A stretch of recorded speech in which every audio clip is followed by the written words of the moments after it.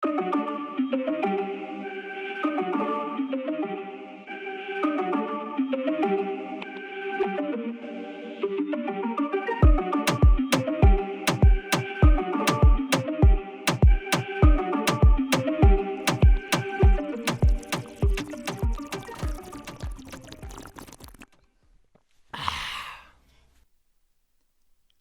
everybody, J-Mice here for another episode of Squeeky Reviews. Hope all you are having a good new year. That's right, it's a new year and new episodes. Sorry for coming in late. Had a lot of things going on with Jordan in terms of the 2020 best and worst films. But I'm back, baby. And I'm here to give you a little bit of a late review for this February, which is also Black History Month. And I feel like the best movie to talk about is the new film on HBO Max, Judas and the Messiah. But before we tackle this movie, if you're new to the channel, if you want to make it official, click on the subscribe button down below and become a member of the Madtown community. Also make sure to like, comment, and share. Now, let's get it on.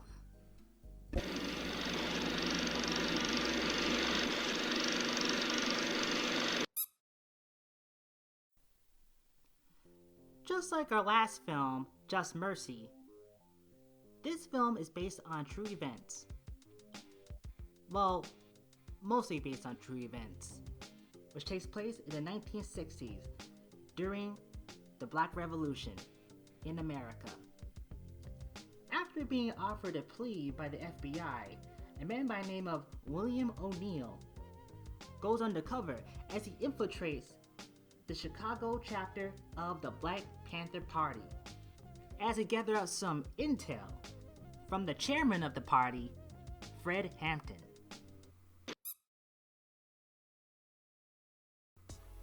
This film was produced by Warner Brothers and was directed by Shaka King.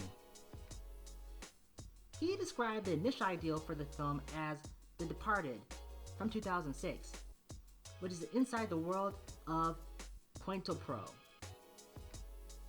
aka counterintelligence program. In quote, he wanted to do sort of a Trojan horse, a Fred Hampton biopic, and introduce the world, a great segment of the world who is unaware of who he is and is highly unaware of the Panthers' politics and ideology. Now, of all people to come up with the story, the ones you least suspect will be comedians.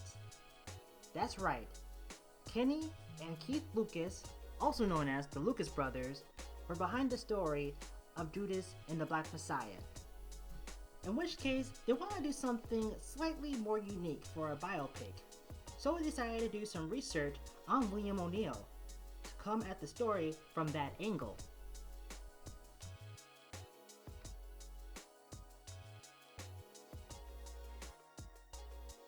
The two main characters, Fred Hampton and William O'Neill, is played by actors Daniel Kaluuya from Get Out in Black Panther and Lakeith Stanfield from Get Out as well. But did you also know that when portraying the roles, they were about 31 and 29 years old? But in real life, Fred Hampton died at the age of 21, while William O'Neill was about 17. And speaking of more actors from Get Out, Lil Rel Howery is also in this film as well. Another real life fact is that in the film, William O'Neill serves as a driver for Fred Hampton. But in reality, O'Neill was never the Hamptons' driver, but a member of his security personnel. This film is also connected to the 2020 film, The Trial of the Chicago 7. In Judas and the Messiah, the FBI agents actually mention the court case of Bobby Seale and his humiliation during the Chicago 8 trials. Fred Hampton plays a supporting role in that film and was played by Kelvin Harrison Jr. And that film also mentioned the assassination of Fred Hampton. And just to connect all the actors again, Lakeith Stanfield and Lil Ray Howery previously worked together in The Photograph last year, in which case they played brothers. And Kelvin Harrison Jr., which I mentioned before, played Fred Hampton in the trial of the Chicago 7, was another co-star in the film. Thanks to assistant editors and post-production supervisor Francis Poward, they were able to find a lot of archival footages that was sprinkled into the film. And finally, in short segments in the film, they would reference the William O'Neill interview on the Eyes on the Prize 2 documentary. However though, in the end of the film, we actually have the real William O'Neill giving an interview. And the footage you see at the end, well, there is actually no other footage of O'Neill to use as a resource.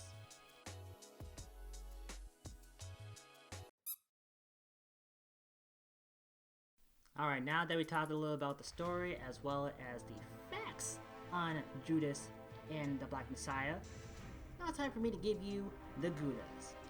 What is good about Judas and the Black Messiah? What's good about this film? To start things off, I really like the opening. As I mentioned before in the facts, they do sprinkle some footages of the Black Panther Party as well as activists during the 60s. And as I also stated from the facts, I also liked how they took the footage from the interview with William O'Neill and how they switched it out at the end. Another thing I like about this movie is the setting and cinematography. Of course, being a biopic, you have to make sure that everything is set up to be that time period. Obviously. And of course, being 1968 Chicago, they did a great job of implementing that. I'm a sucker for a period piece drama. And that's what I saw, and damn, I love it. The costumes, the props, everything felt just right. And even the score of this movie really makes you feel like you're back in that time. Another good thing I really like about this movie is the acting. Everyone did an amazing job with it. And just from hearing and seeing some footages and reading some articles in terms of how the real people talked and behaved, they got that down to a T. I always liked LaCoya and Stanfield's performances from different films. And this one was no different. They really put their heart and soul into these performances. Honestly, I think everyone did well with their performance. Actress Dominique Fishback was really convincing as being strong, but also having that soft compassion. Martin Sheen was despicable as J. Edgar Hoover. And Dominique Thorne had the right kind of fire when playing Judy Harmon. As I mentioned before, Lil Rel is also in this film as well. And this is not a nitpick, but I would actually like to see more of him in this, because he had only, 2 scenes in it? Other than that, everyone did a really great job. Oscar-winning performances from everyone. And I don't even like the Oscars. It is one thing to add to Lakeith's performance. I think it's fun to see an actor play a character who was acting to play another kind of character. I have a little bit more to say about this William character, but let me talk a bit more on the story itself. How do you feel about the story? Well, I'm not a big history buff, But from everything I've seen, it really makes me interested to see more, or better yet, learn more about the Black Panther movement, as well as other things such as the Rainbow Coalition and the presidency during that time. It was very interesting yet intense seeing Fred Hampton and his people gather up more allies to fight off against the system. And now, I'm also not too much of a political person, but I can understand and see why people will connect this to today's time. In which case we got a lot of protests, a lot of different heated debates going on. It is something that follows on throughout history. And I cannot say this enough, but Daniel Kaluuya did an amazing performance with this character. But of course, on the other side of the spectrum, you have is Lakeith Stanfield's William O'Neill. Unlike Mr. Hampton, O'Neill wants to use power to kind of get through life. Not to fight for the same rights that Fred Hampton wants. Not to join the revolutionary because somewhere deep inside he wants to help the people. Nope, he wants to do it for himself. And my God, do I f***ing hate this character. You know, I keep saying character, person. I mean, he was a real person. But in terms of the film's portrayal, they did a good job of making me really, really despise William O'Neill. While Fred Hampton wanted to fight off the snakes, William O'Neill was like, hey, let me join. And then jumps right into the pit. And there is no moment where he realizes the error of his ways and just joins the party, like legit joins them, and tells them what's going on. Or leaves the FBI for moral reasons. I really don't want to spoil anything too big. But let's just say is that his character is not as redeemable. Now, it's not to say he's not human. Understanding that during that time, finding any method to stay alive and stay afloat is understandable. But he's still a piece of shit. And that's why I absolutely love Lakeith's performance in this. Which is kind of funny because the actor himself actually was going to leave the role because he himself didn't like the character. But I'm very happy that he took the role anyways. It's fun to see an actor I love play a character I truly hate. But those are overall the feelings I had about this movie. You're just feeling that intense rawness of human nature. But not everything is really bleak, as you do see the community coming together. Whether it's to help each other out, protect one another, you really do feel it. And definitely that is the biggest message I got out of this that we really need in today's time. Now that I talked about the Goudas, what are the CMs? Which, by the way, for all you new viewers, CMs means Casamarzu, which is like the nastiest cheese, while Gouda is really good cheese. Just to let you know. But what are the CMs? What are the bad parts in this film? Not really a whole lot. I think because it's a biopic, they're staying truthful to the events going on. And as I said before, I'm not too big on history. So I'm pretty sure anyone who does know the real events going on, they might have some issues with this. I mean, you can probably go online and see what was factual and what was not factual in this film. But narrative-wise, and from what I saw, I was really able to enjoy myself. Now, it gave me some uncomfortable feelings, but that's to be expected for what the tone they're really setting for this film.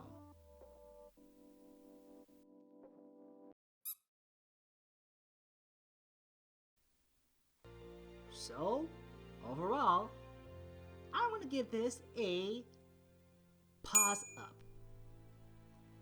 Even with Black History Month ending right now, I believe you can watch this anytime if you're interested in knowing about Fred Hampton and the Black Panther movement. And of course, go to the library or research on the internet. That's right, you heard me. We're all in lockdown, so I suggest you drop that PS5 controller and pick up a book. Educate yourself. And while you're at it, tell me what you think about this film in the comment section below.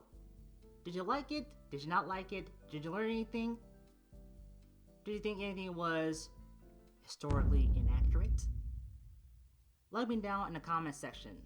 And let me know what you think about this episode of Squeeky Reviews. Please make sure to click that subscribe button down below and make sure to like and share with loved ones. And check out other goodies in the description box down below. You won't be disappointed. Well, that's all I got for you for today. I hope to catch all you brothers and sisters in the next video. But until then, stay happy and stay squeaky. Bang! Hey everybody, this is... I am so sorry. Here is the new film, Judas and the Priest. Wait, no, that's not right. Here is Judas and Jesus. The title's right there. How did I keep getting it wrong? Wait, so then Fred Hampton is Jesus and William O'Neill is Judas. I mean, it kind of works. They could have used that title. I'm just saying. They could have. Have I been saying Judah or Judas? I hope I've been saying it right because I do not want to go back to editing.